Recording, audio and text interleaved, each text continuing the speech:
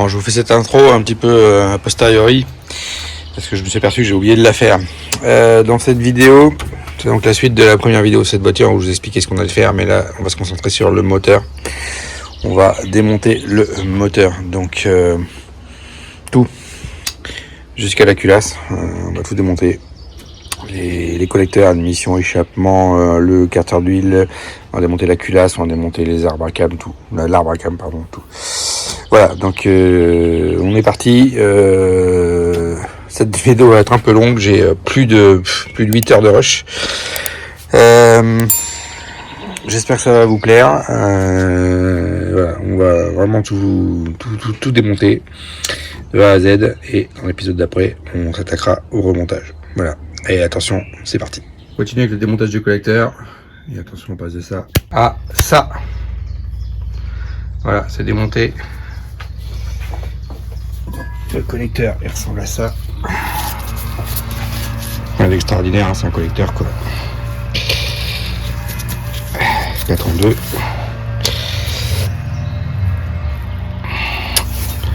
Donc lui, on va le faire sabler et repeindre.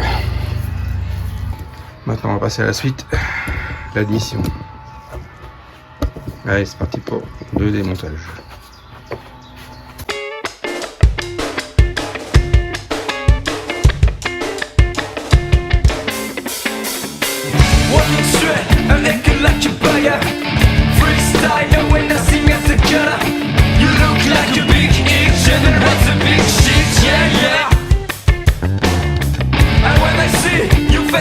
Shake you out, so that you can get organized to dance. You can tell me who I am.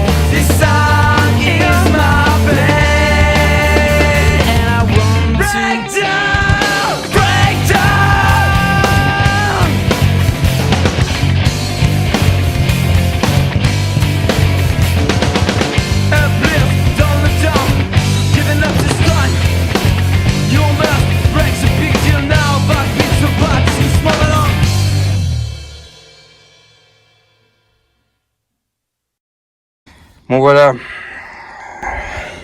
collecteur d'échappement démonté, collecteur d'admission démonté. Toute la partie ici démontée, il me reste, je sais pas si je démonte, si je change la pompe ou pas, parce que je pense qu'elle a déjà été changée et elle marchait bien. J'hésite à la changer, je suis pas forcément obligé de la tomber pour démonter mon cutter de distri derrière, donc on verra. Pour l'instant je l'ai pas démonté, fuyez pas. Ça c'est collé, j'arrive pas à le défaire, faut que je regarde comment le décoller. Voilà, donc la prochaine étape c'est la culasse, le démontage de la culasse. Donc j'arrive à décoller ça. Et normalement on est bon sur la culasse. Faut que je démonte ça aussi, mais bon, rien de compliqué. Le plus gros c'est démonter le connecteur d'admission. Donc le cagette il est là. Il est démonté, lui on va l'inspecter, nettoyer, remonter. Le collecteur il est là, on va entièrement le démonter, on va le faire sabler pour qu'il soit propre. On démontera le papillon aussi, on va le vérifier, le nettoyer et le remettre en état. Bon, il marchait, mais bon, normalement, on va vérifier ça. Ça aussi, on va entièrement le démonter et le nettoyer. Voilà toutes les pièces que j'ai. Donc ce coup-ci, j'ai pas fait la connerie de l'autre. J'ai noté au fur et à mesure les pièces dont j'avais besoin, parce que sur l'autre, j'avais pas noté les pièces. Du coup, résultat, en remontant, je me retrouvais avec des pièces que j'avais oublié de changer et c'est un peu la merde. Donc là, j'ai tout noté au fur et à mesure de ce qui cassait, notamment tous les trucs plastiques, etc. Enfin, voilà. Voilà pour ce démontage. Il reste couvre-culasse, culasse et distribution à démonter. On continue ça juste après. Et c'est parti, démontage du couvre-culasse.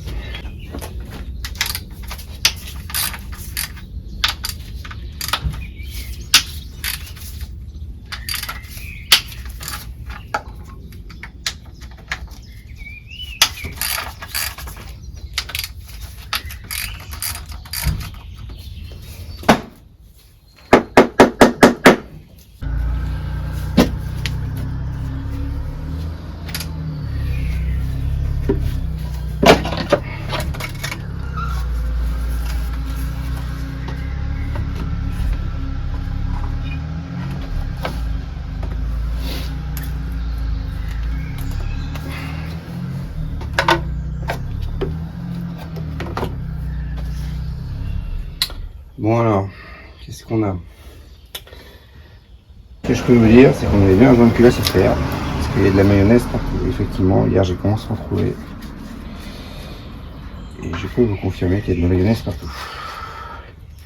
C'est moche. Et quand je l'ai refait il y a un an, enfin quand j'ai l'installation terminée il y a un an sur ce moteur, il n'y avait pas de mayonnaise, j'en suis sûr. J'ai encore les photos. Il n'y avait pas de mayonnaise. Donc, c'est ce qu'on va faire là-dessus maintenant. Alors ça, tout est neuf forcément, donc normalement ça aurait dû bouger. Hein. L'arbre à cam est neuf, je l'ai changé il y a un an. Les poussoirs sont neufs. Je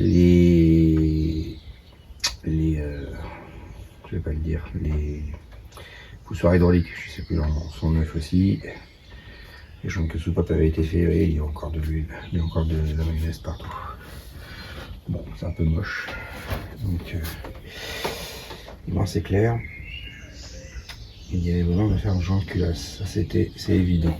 Maintenant, bon, je l'étais déjà avant, mais j'ai encore jamais constaté de mayonnaise sur ce moteur.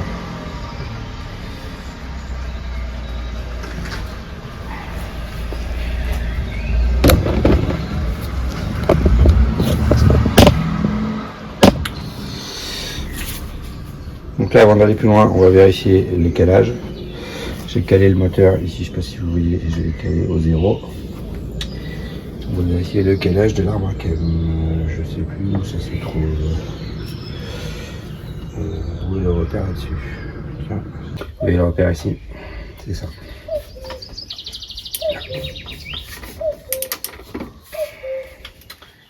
C'est ce repère là. Donc normalement, ici on va aller au 0.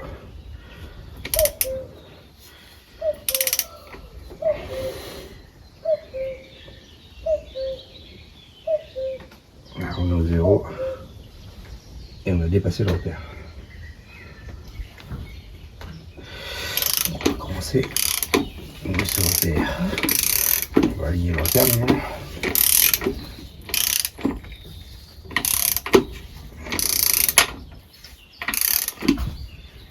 Ah mais non, je l'ai raté encore. Je suis bête. C'est moi qui l'ai raté. Ah voilà.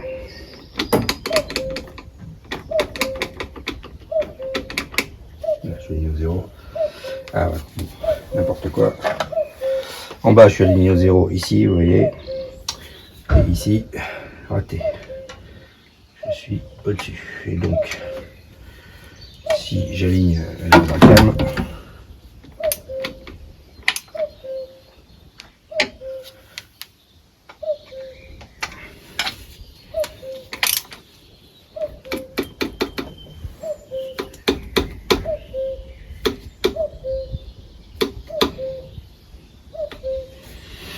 quand j'aligne dans la cam, je suis ici à 10. Alors 0, 10, 20, je suis à 15 degrés. Quasiment 15 degrés de décalage. Bon, bah ma chaîne est largement étendue. Classique. Classique.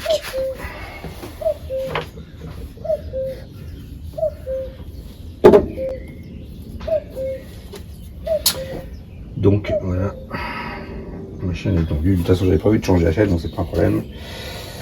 Voilà. Donc on va démonter, on va remettre le 0 ici, recaler le moteur.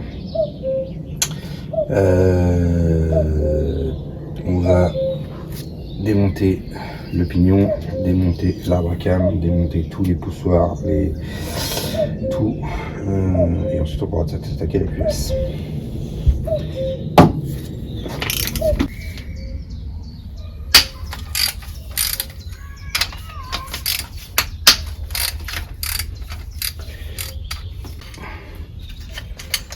Ça c'est la rampe pour l'huile que je vais déjà démonter et nettoyer. Donc vous voyez, contrairement au M117, là elle est en métal et il n'y a pas de pièces plastiques à la con.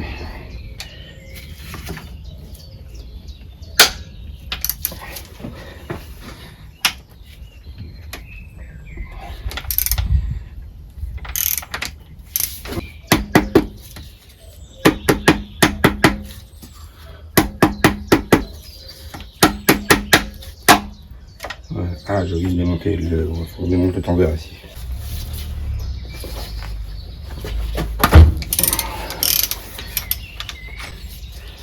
Ça c'est juste la partie supérieure.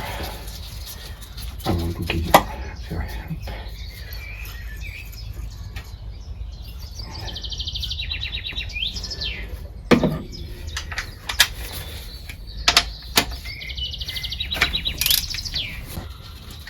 La pression d'huile que j'avais changé. Voilà. Faut les serrer de toute façon progressivement, ça va être compliqué. Hein, donc.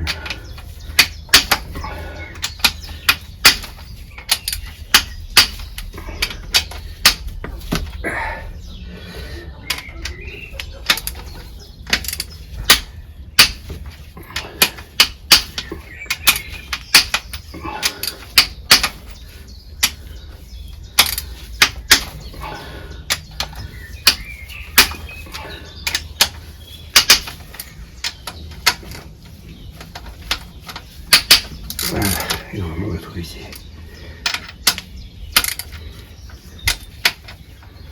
Ouais, voilà. Normalement, on prend tout le bloc et c'est censé bien. Voilà. En théorie, voilà, tout le bloc bien. Hop.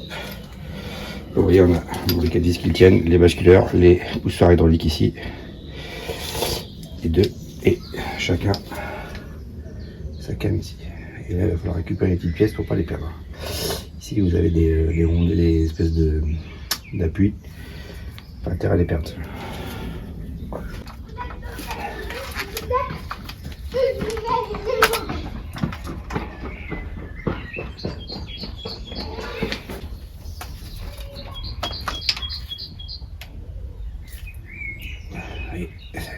a failli la paumer. On les récupère après.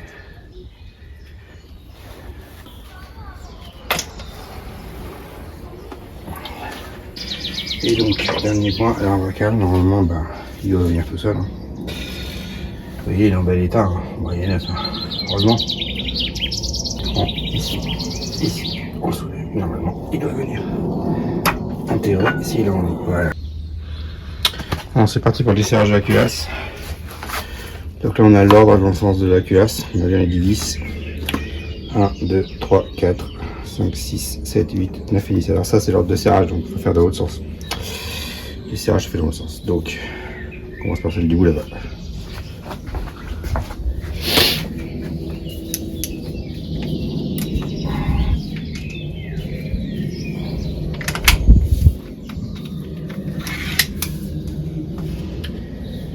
Alors.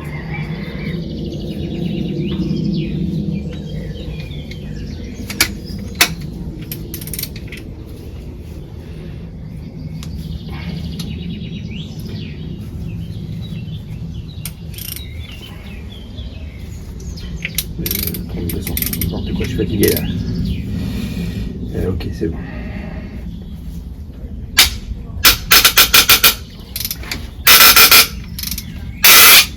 Une. Alors la 10. Maintenant la 9.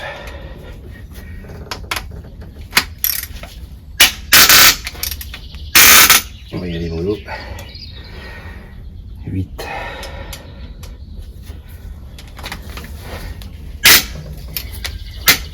Mais putain, c'est serré.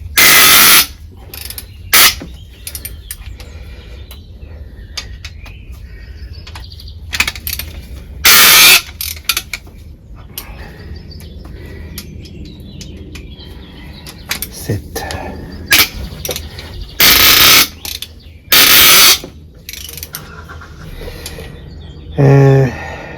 6.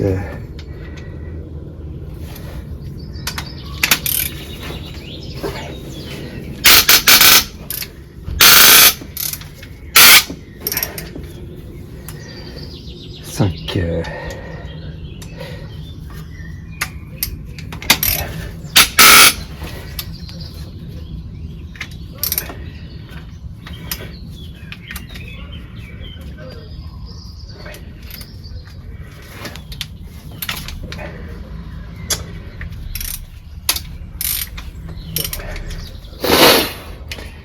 4.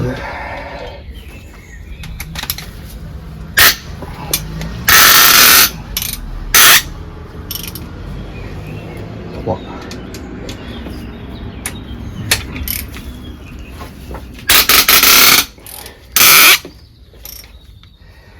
Et 2.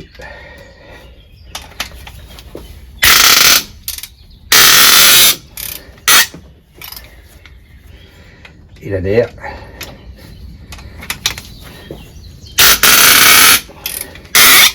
Voilà. C'est desserré.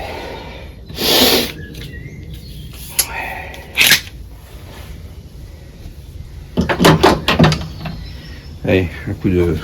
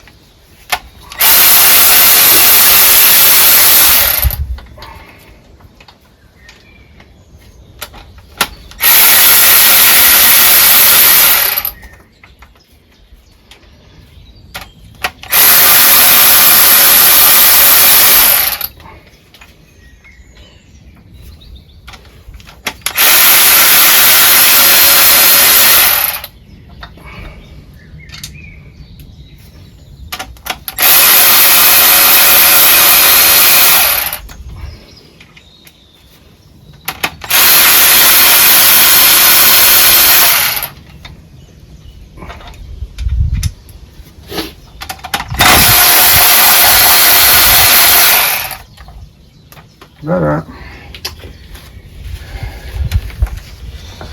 Ça c'est fait.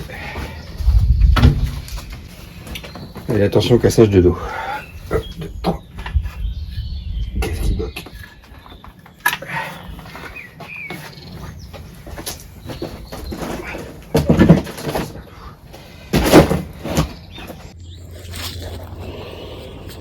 Alors qu'est-ce qu'on a? Un beau... Sympa ça, il y a de la merde là-dedans. Joint de culasse. Ouais. Les pistons n'ont pas l'air trop mal.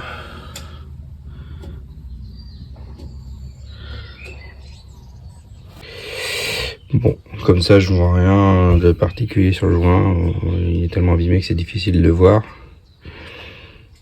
Mais visiblement l'eau se mélangeait avec l'huile, ça c'est sûr. Regardez la culasse, c'est le même. La bête. Alors, qu'est-ce que ça nous raconte? Qu'est-ce que ça nous dit? On a des belles soupapes bien encrassées.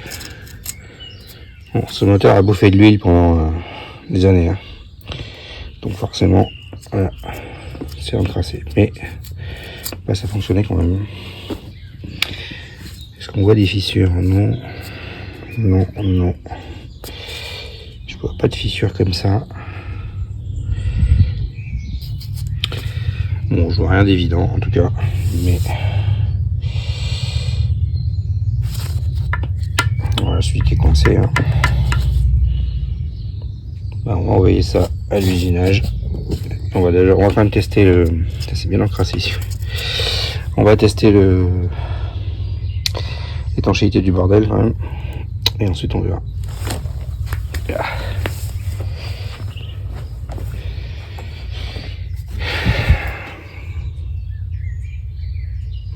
En tout cas les pistons n'ont pas l'air. Enfin les chemises n'ont pas l'air abîmées. Rien. Franchement ça a l'air propre. On voit encore les traces d'usinage, c'est un truc de fou.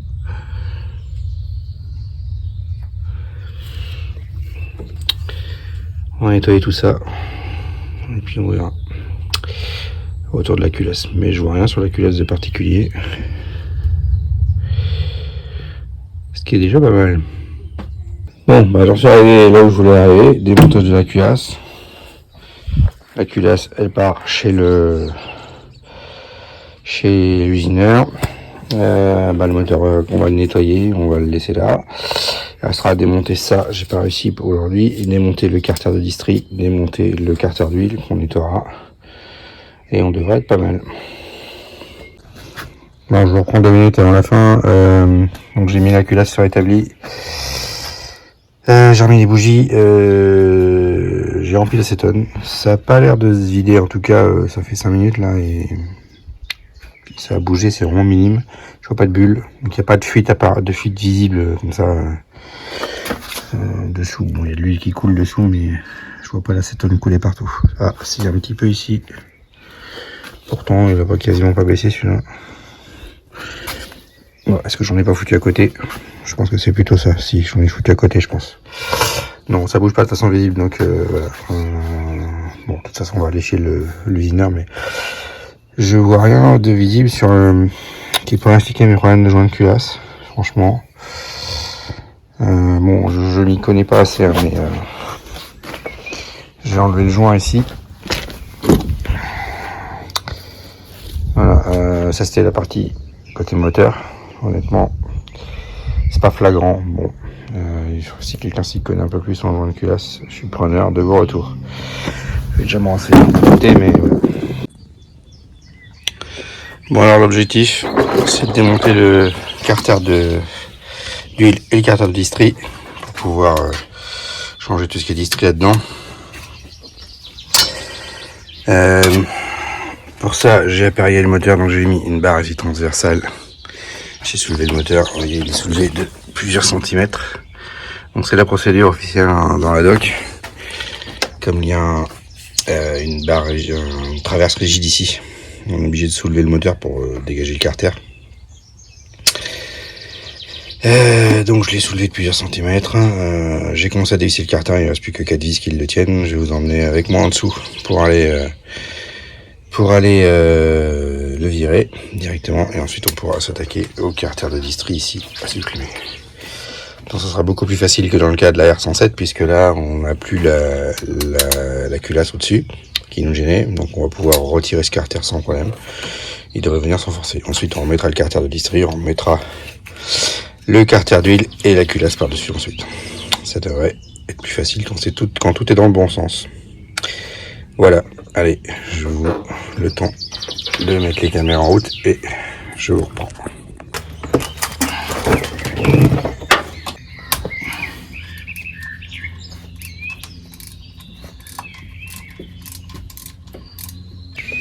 Donc là, on doit faire bouger le carter.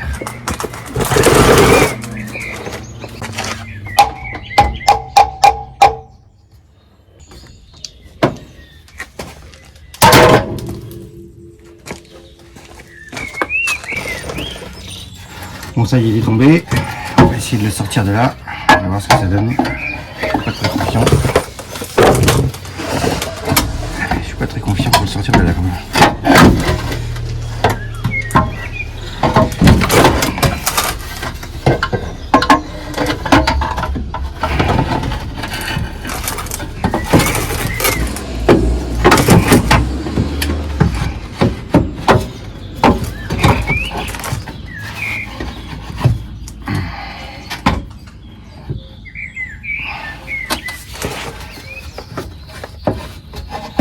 Je vais devoir soulever un petit peu plus. Non, c'est bon, ça sort. Presque. Ouais, c'est bon, il est sorti. Wow. Alors, question à 100 balles, qu'est-ce qu'on se trouve dans le carter d'huile?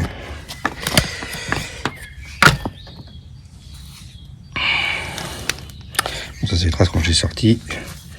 On aimant propre. Est-ce qu'il y a même des morceaux?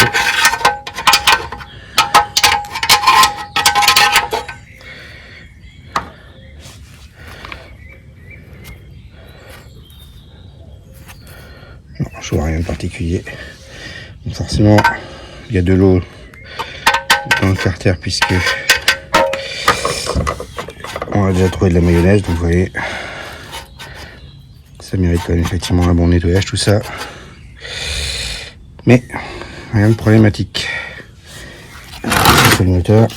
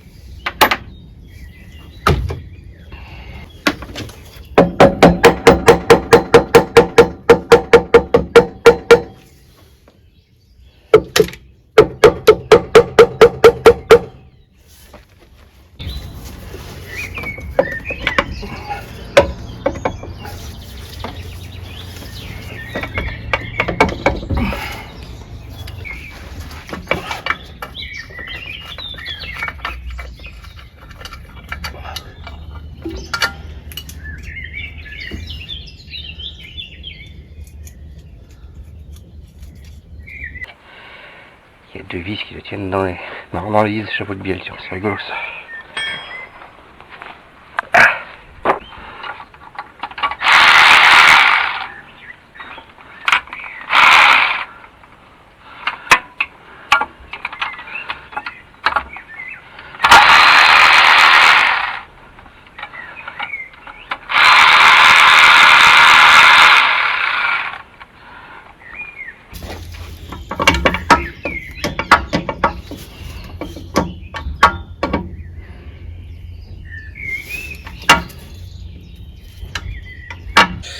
Bon, désolé, je vous ai pas fait profiter de la sortie, mais quand je galère, j'ai du mal à filmer et me concentrer en même temps. Bref, donc en fait, le carter voulait pas sortir. Je vais vous montrer le carter après. Vous avez ici, vous avez une bague qui est serré, on appuie ici, qui vient entraîner la pompe à huile. D'accord. Et là, il y a une autre bague qui vient par-dessus, qui vient s'emmancher. Alors là, elle rentre pas parce qu'il faudra la chauffer son bain un peu. Il y a un jeu de serrage, mais pas très fort quand même. Et pour la sortir, il faut tirer sur le carter, elle vient. Il faut enlever la clavette ici. Pareil, qui est mise assez forte. Donc, et il faudra la refroidir pour la rentrer. Mais d'abord, il faudra mettre ça sur lequel vient s'appuyer le joint SPI. Et on voit la trace d'ailleurs ici. Contrairement à la R107, où le joint SPI vient s'appuyer directement sur le moyeu, là on vient s'appuyer sur une bague. Donc peut-être qu'on changera la bague directement pour y mettre un nouveau joint et avoir de l'étanchéité. Donc là, ici, ça, c'est pareil, ça doit pouvoir sortir, mais bon, on verra pour sortir ou pas. Ça, donc, ça vient se mettre ici. Et donc, le carter ne pouvait pas sortir à cause de ça. Donc, en tirant, ça vient à force. Alors, sans casser le carter, c'est pas emmanché en force. Voilà. Donc, on a le tendeur ici, de chaîne, qui vient être tendu ici. D'accord. Donc, lui, on va changer ce plastique-là. On a le guide ici qui vient. Le tendeur, il vient aussi. Là. Voilà. Ici, celui-là, par contre, j'arrive pas à l'enlever. Il faut que je regarde comment est-ce qu'il est tenu. Autant sur les R107, on pouvait le retirer comme on voulait. Là, il m'a l'air bloqué. Je sais pas comment, mais il m'a l'air bloqué. Faut que je regarde. Ah ouais, on doit pouvoir le démonter ici. Ok. Bon, en même temps, on n'a pas forcément besoin. Hein. Voilà, ce qui est intéressant sur ce carter, contrairement à la R107, on trouve la pompe. Voilà le carter. De l'intérieur, on trouve la pompe intégrée dans le carter. Vous voyez, la pompe est entraînée ici par l'entretoise que je vous montrais tout à l'heure, avec la crépine ici.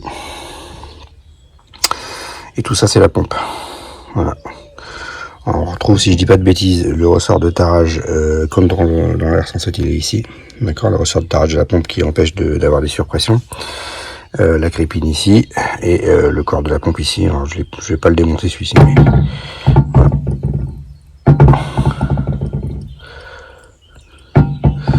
Rien de compliqué. Ici on a un joint torique pour, je suppose, l'alimentation de la pompe. Je vais voir si on peut le trouver et le changer. Et ici vous voyez, c'est l'arrivée d'eau. Donc là il y a un truc étrange, je n'avais jamais vu encore une gorge. Je suppose que c'est ça qui va faire étanchéité. Alors je fais un petit arrêt sur image ici, ça n'a rien à voir avec un joint, cette gorge en fait elle sert de séparation entre le système d'eau et le système d'huile, donc il faut surtout la nettoyer et la laisser vide. Si jamais vous avez une fuite d'un côté ou de l'autre, ça sert à évacuer l'eau ou l'huile et ça débouche, vous voyez, à l'extérieur du carter. Donc du coup, si vous avez de l'huile ou de l'eau qui coule là, vous savez que vous avez une fuite. Donc en fait, ça n'a rien à voir avec un joint, hein. Pas de pâte à joint à mettre là-dedans. On fait du joint plan d'un côté et de l'autre, et la gorge, elle doit être vide.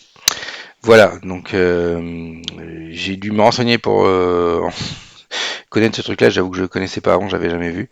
Donc voilà les infos que j'ai eues, et donc ça doit rester comme ça. Allez, la suite de la vidéo. Là on trouve l'allumeur. Alors qu'est-ce que c'est que ça? Je ne sais pas. C'est vraiment que l'allumeur vient s'appuyer dessus. Ici, là, je ne sais pas ce que c'est. Si quelqu'un sait, j'ai jamais vu. Donc là on a l'allumeur qui est entraînée directement par le pignon. L'allumeur qui est ici, même principe que sur la R107.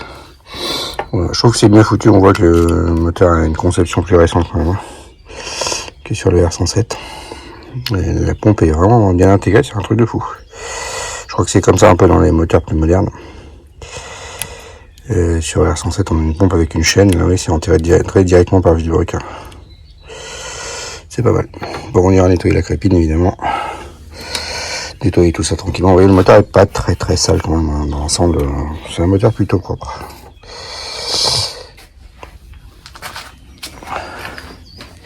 Donc voilà sur le nettoyage de ce moteur, sur le démontage de la distribution. Je vais m'attaquer au nettoyage, changer les pièces qu'il y a à changer là-dedans, et on fera le remontage derrière. Bien, voilà un petit peu où j'en suis au niveau du démontage. Donc la culasse est démontée, tout est démonté autour du moteur. Voilà, toutes les pièces sont parties un peu partout. La culasse chez le culasseur. Les pièces à sabler chez le sableur. Voilà, donc j'attends les retours. Donc en attendant, j'attaque le nettoyage des pièces et la préparation. J'ai prévu J'ai prévu une grosse machine à ultrason de 30 litres pour nettoyer un tas de pièces, notamment ça. Voilà, donc on va passer pas mal de temps à nettoyer tout ça avant le remontage. Donc je vais clôturer cet épisode là pour l'instant. Prochaine étape, le remontage. Dès que j'aurai récupéré toutes les pièces, j'ai commandé pas mal de pièces aussi, des joints, des machins, tout ce qui manque. Au niveau de l'intérieur, c'est pas mal démonté aussi, même si j'ai pas fini. Donc je démontais le tableau de bord. Pourquoi? Parce que je veux changer ici le radiateur qui fuit à mort, le radiateur de chauffage, donc on va le changer. Mais pour ça, je pensais que le démonter le tableau de bord suffisait. Mais il faut aussi démonter le bloc ici. Donc on va s'attaquer à ça bientôt. Voilà, donc vous voyez, pas mal de gros démontages qui sont faits maintenant. Je vais faire hors caméra tout ce qui est nettoyage, préparation des pièces, etc. Récupération de toutes les pièces. Et je vous retrouve dans l'épisode suivant pour le remontage. Voilà, donc j'ai déjà eu des nouvelles de ma culasse. Donc les guides sont à changer, ils étaient complètement morts. Ça, je m'en doutais. Il y a 2 soupapes d'admission qui sont abîmées. Donc je vais faire changer les 4. Voilà, donc je devrais avoir le retour d'ici quelques temps. Voilà un petit peu. Donc on va clôturer cet épisode là et je vous dis à bientôt sur ces véhicules.